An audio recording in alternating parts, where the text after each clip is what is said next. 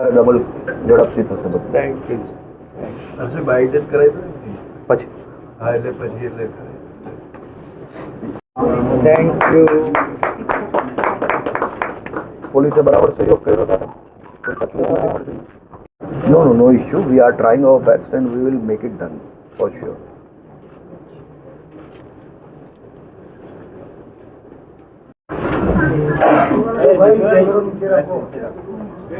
હા એવું છે ને બીજું આવશે, ચિંતા નહીં કરતા.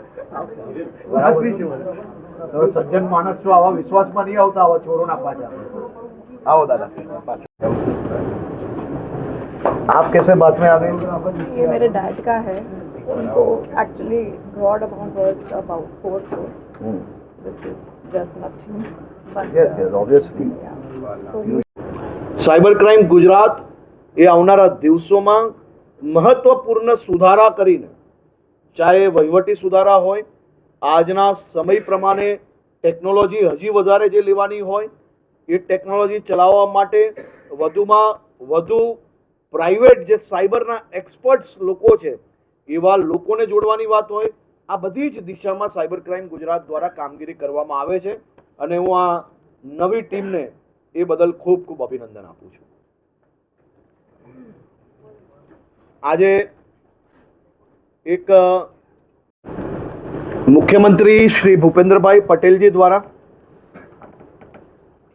માં અંબાની ભક્તિ જોડે જોડે ઓપરેશન સિંદૂરની શક્તિ અને ગુજરાતના માઈ ભક્તો વહેલી સવાર સુધી ગરબા રમી શકે તે માટે રાજ્ય સરકાર દ્વારા રાજ્યના તમામ જિલ્લાઓમાં આ પ્રકારની વ્યવસ્થાઓ કરવામાં આવી. આપણે સૌ માઈ ભક્તો છે, માં અંબાના આશીર્વાદથી બધાની જ મનોકામનાઓ પૂરી થઈ રહી છે. ત્યારે આપણી સૌની સુરક્ષા કરવા માટે દેશની સરહદ પર જે દેશને સુરક્ષિત રાખવા માટે રાત દિવસ કામ કરી રહ્યા છે એવા દેશના વીર જવાનોને અભિનંદન આપતા, આભાર માનતા અને ઓપરેશન સિંદૂરનું ખાસ કરીને આભાર માનતા કાલે એટલે કે રવિવારે આખા રાજ્યમાં હજારો ગરબાઓમાં, શેરીઓમાં, મંડળીઓમાં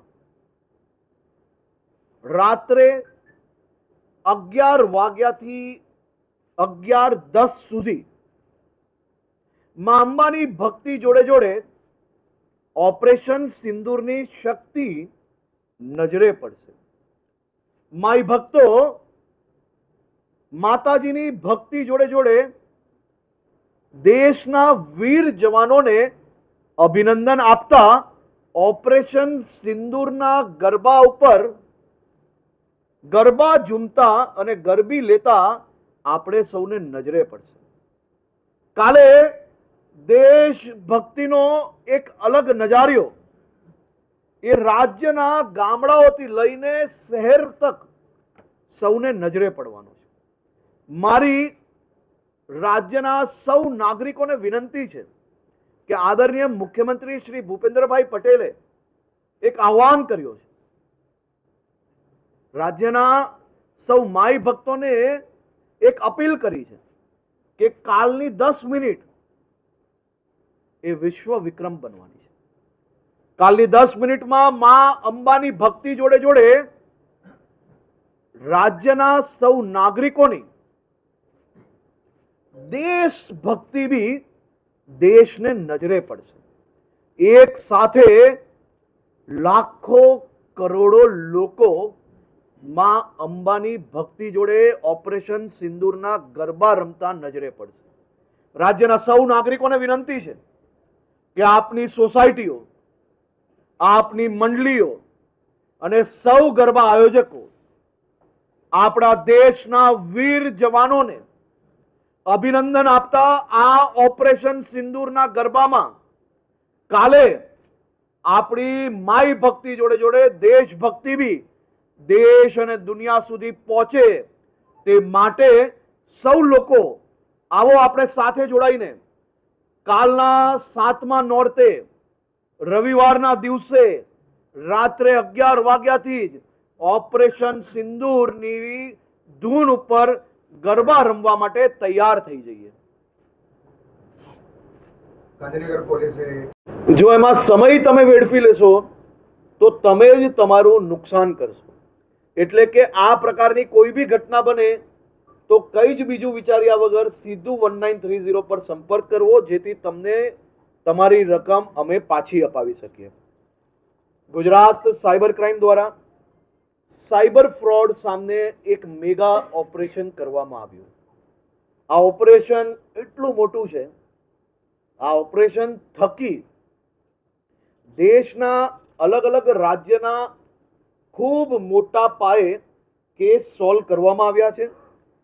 ગુજરાત પોલીસે દુબઈ, વિયેતનામ અને કંબોડિયાથી ઓપરેટ થતા એક વિશાળ આંતરરાષ્ટ્રીય નેટવર્કનું પર્દાફાશ કર્યું છે. સુરતમાંથી આ 10 મુખ્ય આરોપીઓને પકડવામાં આવ્યા છે. આ ગેંગ સમગ્ર દેશમાં 1549 સાયબર ક્રાઇમના ગુના આચરીને 804 કરોડ રૂપિયાની ઠગાઈ કરી હતી. ગુજરાતમાં બી 141 લોકોને શિકાર બનાવવામાં આવ્યા હતા.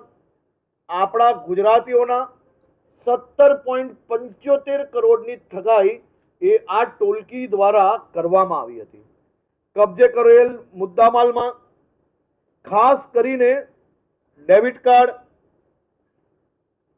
Sim card, mobile phone 65, bank એકાઉન્ટના ડેબિટ કાર્ડ 447, બેંક એકાઉન્ટની કીટ 529, બેંક એકાઉન્ટની passbook 119, 686 sim card, 16 POS machine, 2 laptop, sound box 11, QR code 18 અને રાઉટર 1.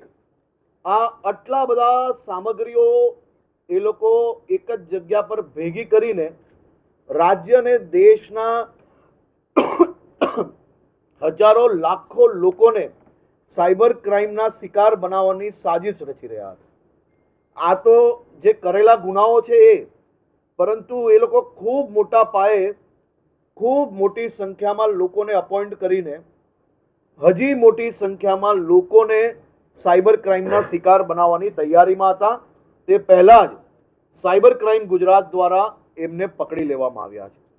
એકી સાથે 5 ટીમોએ આ ઓપરેશન કર્યું હતું અને ઓપરેશન એટલું ચાલાકીથી અને પ્લાનિંગથી કરવામાં આવ્યું હતું કે દુબઈમાં બેઠેલા મુખ્ય ગુનેગારને કોઈ બી પ્રકારની ગંધ ના આવે તે માટે એના પિતા જોડે વિડીયો કોલ બી ચાલુ જ રાખવામાં આવ્યો. એને વિડીયો કોલ બંધ ના કરવા લીધો અને સાથે સાથે દેશમાં પહેલી વાર એવું ઓપરેશન હશે કે જેમાં લેયર 1 થી લેયર 6 સુધીના આરોપીઓને પકડી લેવામાં આવ્યા છે. એટલે આ એક મહત્વપૂર્ણ ઓપરેશન થકી 1549 જેટલા દેશના અલગ અલગ રાજ્યના શિકાર બનેલા લોકોને ન્યાય અપાવવાનું કામ સાયબર ક્રાઇમ ગુજરાત દ્વારા જે કરવામાં આવ્યું છે તે બદલ હું આખી ટીમને ખૂબ ખૂબ અભિનંદન આપું છું. આજે હું રાજ્યના સૌ નાગરિકો વતી સાયબર ક્રાઇમ ગુજરાતના આખી ટીમને એક ઐતિહાસિક ઓપરેશન બદલ ખૂબ ખૂબ અભિનંદન આપું છું. આ ટીમ દ્વારા ખૂબ જ ટૂંકા ગાળામાં જે પ્રકારે આખી ટીમ ડેવલપ કરીને રાજ્યભરના નાગરિકોને જે અલગ અલગ સાયબર ક્રાઇમના શિકાર બનતા હતા તેમના કોલ રિસીવિંગ ટાઈમની અંદર જે ઘટાડો થયો, નોંધપાત્ર ઘટાડાના કારણે જે બ્લોક કરવાની રકમ છે તેમાં ખૂબ જ મોટો વધારો થયો છે, જેનાથી રાજ્યના ખૂબ મોટા ભાગના નાગરિકોને સાયબર ક્રાઇમની અંદર આવનારા દિવસોમાં વધુ ઝડપથી મદદ મળી રહે તે પ્રકારની આખી કાર્યવાહી છેલ્લા માત્ર 1 મહિનાની અંદર સાયબર ક્રાઇમ ગુજરાત ટીમ દ્વારા કરવામાં આવ્યો છે. રાત દિવસ એક કરીને આ ટીમ દ્વારા ઝડપથી લોકોને અપોઇન્ટ કરવા અને સાથે સાથે જે કામગીરી નીચે સુધી પહોંચાડવાની છે તે માટે ઝડપથી નિર્ણયો લેવા, આ બધા જ કાર્યો ખૂબ સારી રીતે થયા. તેના કારણે ખૂબ જ મહત્વના ઓપરેશનો કરવામાં બી આપણે સફળતા પ્રાપ્ત થઈ છે. એક સર્વે સાયબર ક્રાઇમ ગુજરાત દ્વારા કરવામાં આવ્યો.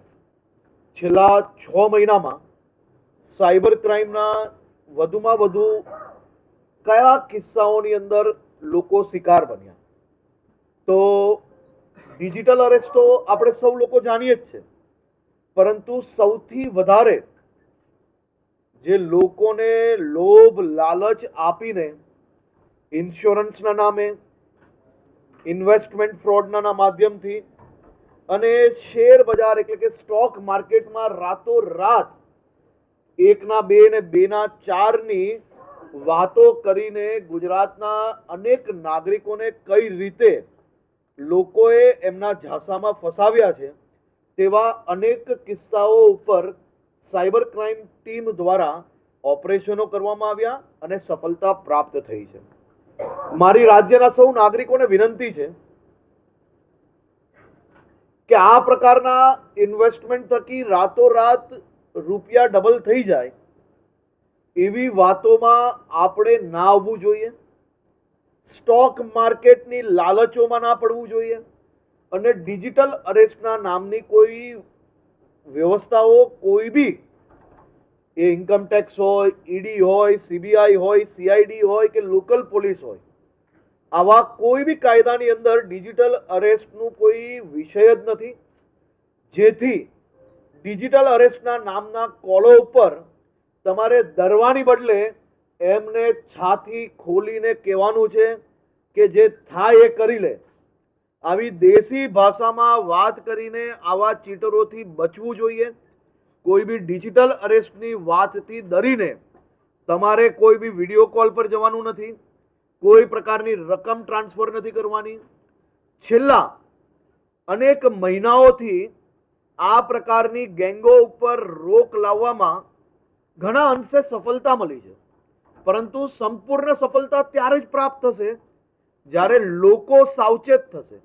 આ વિષયો સમજાવવા માટે ગુજરાત પોલીસ દ્વારા અલગ અલગ માધ્યમથી રાજ્યના નાગરિકો સુધી આ સાચી માહિતીઓ અમે આપતા હોઈએ છીએ. પ્રેસ મીડિયાના માધ્યમથી બી આપતા હોઈએ છીએ, બેનરો હોર્ડિંગના માધ્યમથી બી આપતા હોઈએ છીએ. ત્યારે બી ક્યાંક ને ક્યાંક આવા જે દૂષણખોરો છે એ વધુમાં વધુ સિનિયર સિટીઝન્સને એના શિકાર બનાવવાનો પ્રયત્ન કરતા હોય. આજે બી 13 તુજકો અર્પણના માધ્યમથી આજ તકની સૌથી મોટી રકમ આપવાનો જે કાર્યક્રમ છે તેમાંય તમે જોશો તો ભોગ બનનાર વધુમાં વધુ લોકો સિનિયર સિટીઝન છે.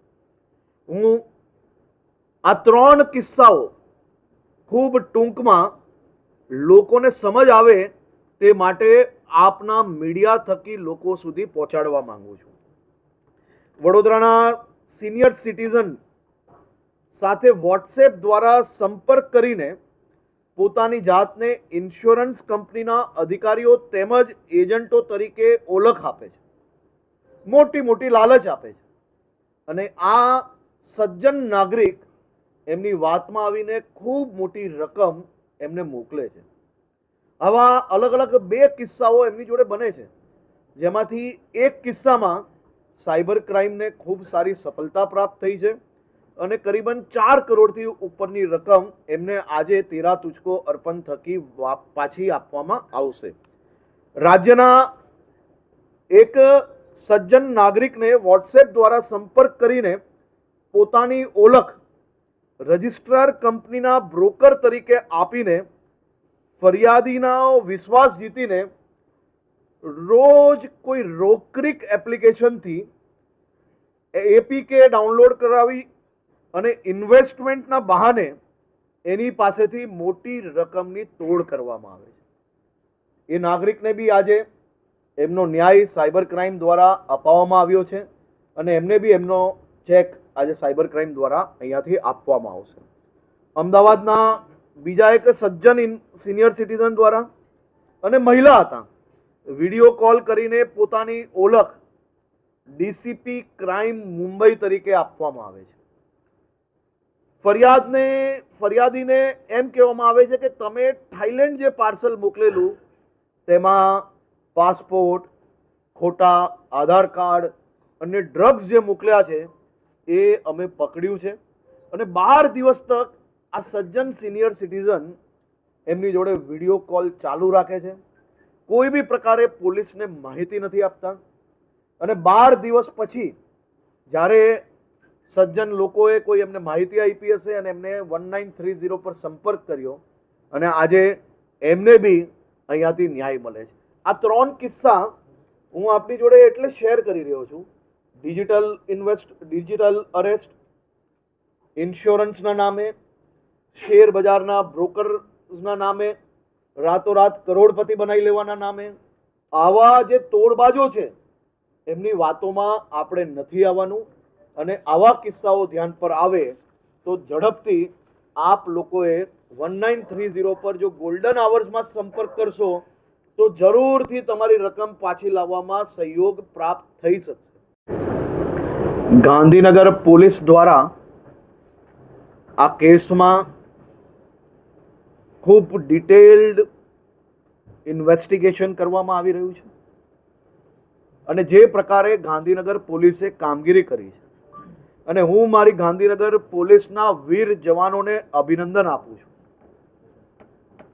કે એમને અનેક બહેનોને તો ન્યાય આપ્યો, પરંતુ આવા કિલર કે જેને અમારા પોલીસ ઉપર હુમલો કર્યો અને તે પછી બી પોલીસના એક જવાનો હિંમતપૂર્વક જે કામગીરી કરી છે તે બદલ ખૂબ ખૂબ અભિનંદન.